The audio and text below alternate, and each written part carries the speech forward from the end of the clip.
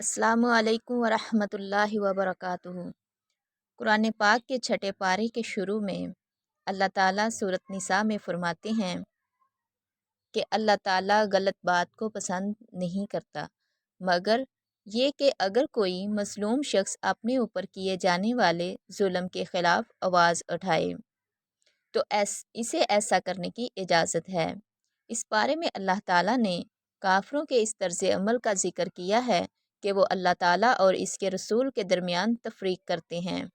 अल्लाह ताला की बात को तो मानते हैं, लेकिन रसूलुल्लाह सल्लल्लाहु अलैहि वसल्लम की बात को नहीं मानते, या दूसरे तर्जमे के मुताबिक अल्लाह के बाज़ रसूलों को मानते हैं और बाज़ का इनकार करते हैं।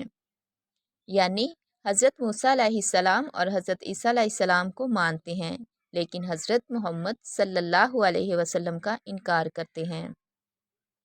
ऐसे लोग हक़ से इनकारी हैं, जबकि मोमिनों का तर्ज़ अमल ये होता है कि वो अल्लाह और इसके रसूल सल्लल्लाहु अलैहि वसल्लम के फ़रामीन को बैक वक़्त मानते हैं और अल्लाह के तमाम रसूलों को मानते हैं। इस बारे में अल्लाह तबारक व तआला इरशाद फरमाते हैं कि यहूदी सैयदना मरियम अलैहिस्सलाम की किरदार कुशी किया करते थे, हालांकि वो पारसा और पाक दामन खतून थीं। इस बारे में अल्लाह ताला ने इस अमर का भी ज़िक्र किया है कि यहूदी अपनी दानस्त में हज़रत ईसा अलैहिस्सलाम को शहीद कर चुके थे, जबकि अल्लाह ताला ने फरमाते हैं कि हज़रत ईसा अलैहिस्सलाम को यकीनन शहीद नहीं किया गया, बल्कि अल्लाह ताला ने इनको आसमानों की सिमत उठा लिया। इसी तरह इनको अल्लाह ताला ने सूद खाने से रोका था, लेकिन वो इस गलत काम में मुसलसल मुलव्वस रहे। अल्लाह ताला इरशाद फरमाते हैं कि अल्लाह ताला ने इन काफिरों के लिए दर्दनाक अजाब को तैयार कर दिया था। लेकिन अहले किताब के पुख्ता इल्म वाले लोग जो कुरान मजीद और साबका इल्हामी किताबों पर ईमान लाते हैं और नमाज़ों को कायम करना और ज़कात अदा करना शुरू कर देते हैं और आखिरत पर ईमान ले आते हैं, इनके लिए अल्लाह ताला ने अजर अज़ीम तैयार कर दिया है। इस बारे में अल्लाह ताला ने कुरान मजीद को अपनी दलील और वाज़ेह रोशनी करार दिया है और अरशाद फरमाया है कि जो भी कुरान मजीद को मजबूती के साथ थामेगा, अल्लाह तबारक व तआला इसको अपने फ़ज़ल और रहमत में दाखिल फरमाएगा और इसको सिरात मुस्तकीम पर चलाएगा। सूरह अल-माइदा। सूरह निसा के बाद सूरह अल-माइदा है। इसके शुरू में अल्लाह ताला ने अहले ईमान को अपने वादे पूरे करने का हुक्म दिया है और इनको इस बात की तलकीन की है कि इन्हें कामयाबी और भलाई के कामों में तो एक दूसरे के साथ तावन करना चाहिए, मगर गुनाह और जुल्म के कामों में एक दूसरे के साथ तावन नहीं करना चाहिए। इस बारे में अल्लाह तबारक व तआला ने यह भी इरशाद फरमाया है कि आज मैंने तुम्हारे लिए तुम्हारा दीन मुकम्मल कर दिया और अपनी नेमत तुम पर पूरी कर दी है और इस्लाम को बहसीयत दीन तुम्हारे लिए पसंद कर लिया। इमाम बुखारी, इमाम मुस्लिम, इमाम अहमद ने हज़रत तारिक बिन शहाब रज़ी अल्लाह तआला अन्हु से रवायत की है कि एक यहूदी हज़रत उमर बिन ख़त्ताब के पास आया और कहा, ए अमीरुल मोमिनीन, आप लोग अपनी किताब में एक ऐसी आयत पढ़ते हैं, अगर वो हम पर नाज़िल होती तो हम इस दिन को यौम ईद बना लेते। उन्होंने पूछा कि वो कौन सी आयत है। इस पर यहूदी ने मज़कूरा वाला आयत का ज़िक्र किया। इस सूरह मुबारका में अल्लाह ताला ने अहले ईमान को मोमिना औरतों के साथ साथ अहले किताब की पाक दामना औरतों से भी निकाह की इजाज़त दी है। लेकिन ये बात याद रहनी चाहिए कि सूरत बकरा और सूरत मुम्तहना के मुताबिक मुसलमान औरतों को सिर्फ़ मुसलमान मर्दों ही से शादी करनी चाहिए। सूरत अल-माइदा में अल्लाह ताला ने ईसाइयों के इस कौल को रद्द किया कि वो माअज़ल्लाह हज़रत ईसा अलैहिस्सलाम को अल्लाह यानी रब या रब का बेटा कहते हैं। अल्लाह ताला फरमाते हैं, अगर अल्लाह ताला हज़रत ईसा अलैहिस्सलाम, इनकी वालिदा مریم علیہ السلام اور زمین پر جو کچھ بھی موجود ہے ان کو فنا کی گاٹ اتار دے تو اللہ تعالیٰ کو کون پوچھ سکتا ہے۔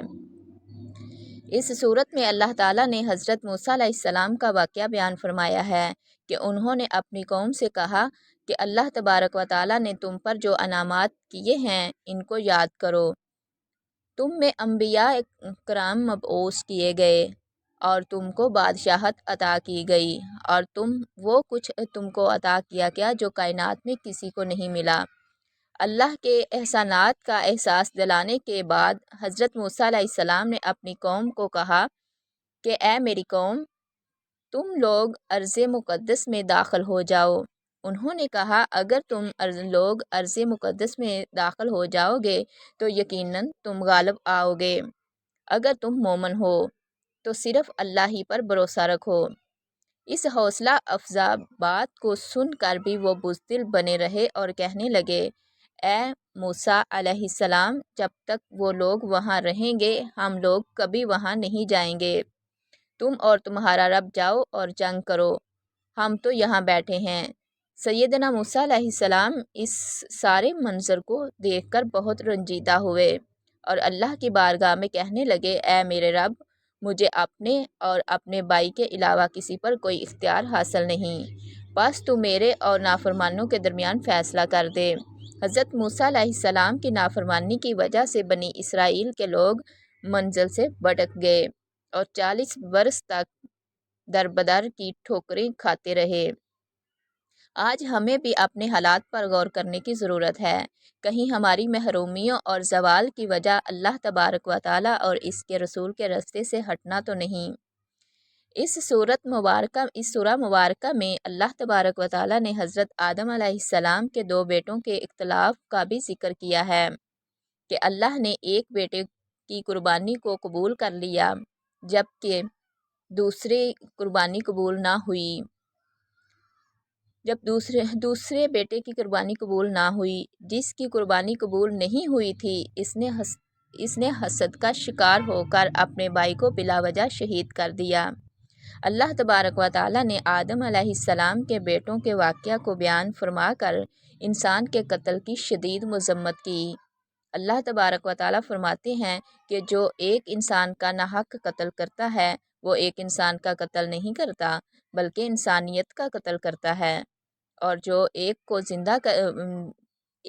زندہ کرتا اس کی جان بچاتا ہے بلکہ وہ ایک کو زندہ نہیں بلکہ پوری انسانیت کو زندہ کرتا ہے، پوری انسانیت کو بچاتا ہے۔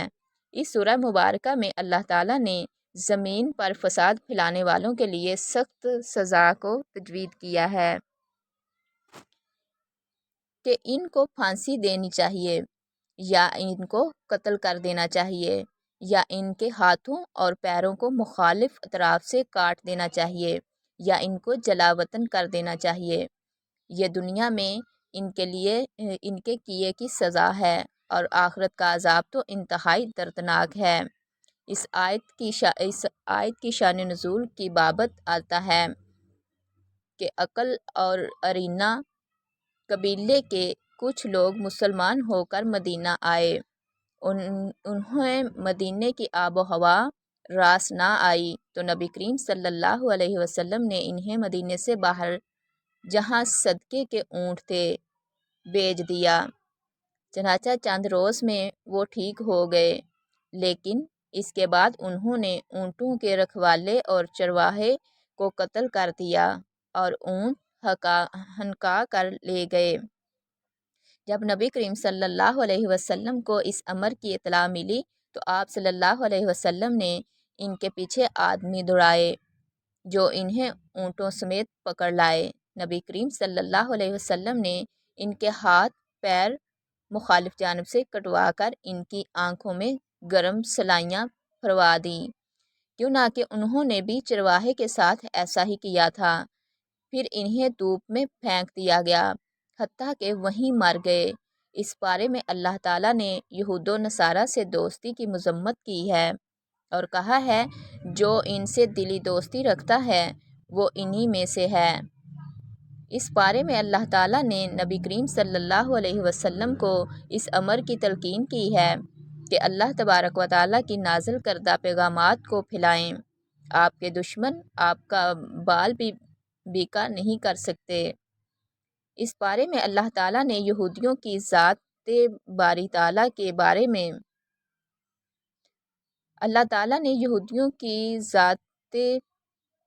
بارے میں منفی اقوال کو بھی پیش کیا۔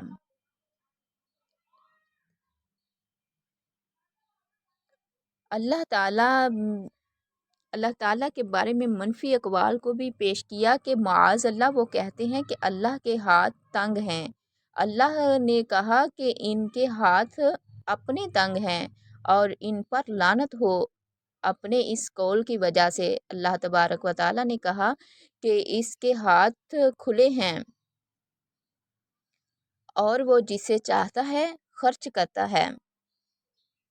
اس پارے میں اللہ تعالیٰ نے اس بات کا بھی ذکر کیا کہ جناب داؤد اور حضرت عیسیٰ علیہ السلام نے بنی اسرائیل کے کافروں پر لعنت کی، اس پر کہ وہ برائی کے کاموں سے روکنے کی بجائے خود اس میں ملوث ہو چکے تھے اور ان کا یہ کام انتہائی برا تھا۔ ہم مسلمانوں کو بھی برائی کے کاموں سے روکنے کا عمل جاری رکھنا چاہیے۔